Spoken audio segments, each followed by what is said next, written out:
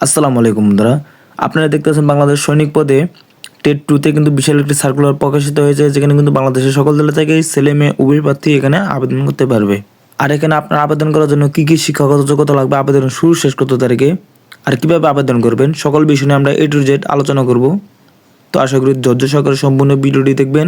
আর হ্যাঁ বন্ধুরা, আপনারা যদি আমাদের চ্যানেলে নতুন হয়ে থাকেন তাহলে আমাদের চ্যানেলটাকে সাবস্ক্রাইব করতে পাশে থাকা বেল আইকনটি বাজিয়ে দেবেন। তো শুরু করি মূল ভিডিও। আমরা সর্বপ্রথম যে বিষয়টি নিয়ে কথা বলবো তা হলো প্রার্থীর বয়স।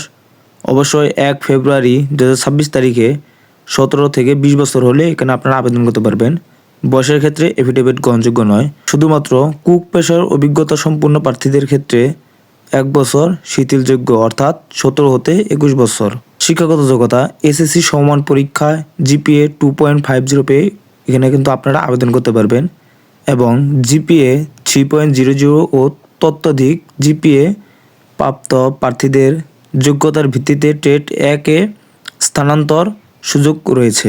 আমরা পরবর্তী যে বিষয়টি নিয়ে কথা বলবো তা হলো শারীরিক মাপ। পুরুষ প্রার্থী উচ্চতা 5 ফুট 5 ইঞ্চি, ক্ষুদ্র নিগোষ্ঠীর ক্ষেত্রে 5 ফুট 4 ইঞ্চি, মহিলা প্রার্থীর ক্ষেত্রে 5 ফুট 1 ইঞ্চি, ক্ষুদ্র নিগোষ্ঠীর ক্ষেত্রে 5 ফুট হলে এখানে আপনারা কিন্তু আবেদন করতে পারবেন। ওজন পুরুষ প্রার্থীর ক্ষেত্রে 49.90 কেজি, মহিলা প্রার্থীর ক্ষেত্রে 47 কেজি।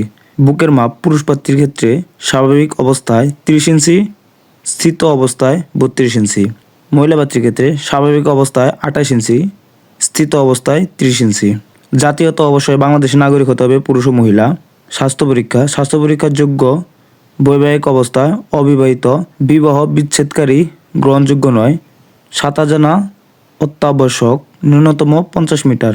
আর হ্যাঁ বন্ধুরা, এখানে অনলাইন আবেদনপত্র শুরু 28 ফেব্রুয়ারি 2025 তারিখ এবং শেষ 30 মার্চ 2025 এর মধ্যে আপনাদেরকে আবেদন করতে হবে। আর হ্যাঁ বন্ধুরা, এখানে আপনাদের নিজ নিজ জেলার যে কোডটি আছে সেগুলো আপনারা একটু দেখে নেবেন। তো এই জেলা কোড নিয়ে কিন্তু আপনাদেরকে আবেদন সম্পন্ন করতে হবে। আর হ্যাঁ বন্ধুরা, মাঠে যাওয়ার জন্য আপনাদেরকে কি কি কাগজ নিয়ে যেতে হবে সে বিষয় নিয়ে আমরা একটু আলোচনা করি। শিক্ষাগত যোগ্যতার মূল সনদপত্র মার্কশিট ফটোকপি হলে সত্যায়িত হতে হবে, তবে পরবর্তীতে মূল সনদপত্র উপস্থাপন করতে হবে। সংশ্লিষ্ট শিক্ষা প্রতিষ্ঠানে প্রদান কর্তৃক দেয়া স্থায়ী ঠিকানা ও জন্ম তারিখ সম্বলিত মূল প্রশংসাপত্র এবং এসএসসি পরীক্ষার প্রবেশপত্র। অভিভাবকের সম্মতিসূচক সনদপত্র যা সংশ্লিষ্ট চেয়ারম্যান কর্তৃক সত্যায়িত হতে হবে।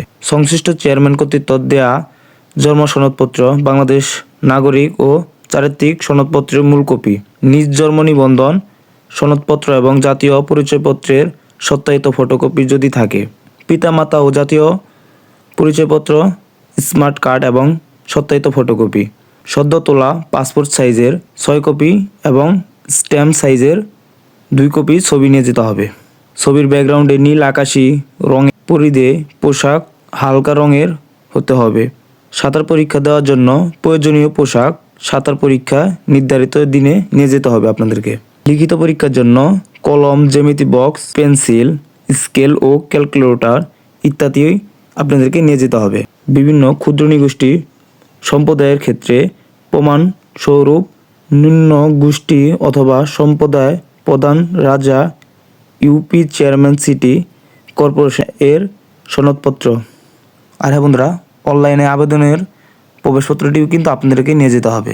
নির্বাচন পদ্ধতি স্বাস্থ্য পরীক্ষা, শারীরিক পরীক্ষা, লিখিত পরীক্ষা, বাংলা, ইংরেজি, গণিত, সাধারণ জ্ঞান ও বুদ্ধিমত্তা ও সাক্ষাৎকারের মাধ্যমে যোগ্য প্রার্থীদের নির্বাচন করা হবে। আর হ্যাঁ বন্ধুরা, এখানে আবেদন করার জন্য আপনাদেরকে অবশ্যই একটি টেলিটক প্রিপেড সিমের মাধ্যমে 300 টাকা ফি প্রদান করে এখানে আপনাদেরকে আবেদন করতে হবে, এবং আবেদন করার জন্য আপনাদেরকে hotsainik.teletalk.com ভিডিও ওয়েবসাইটের মাধ্যমে আপনাদেরকে আবেদন করতে হবে।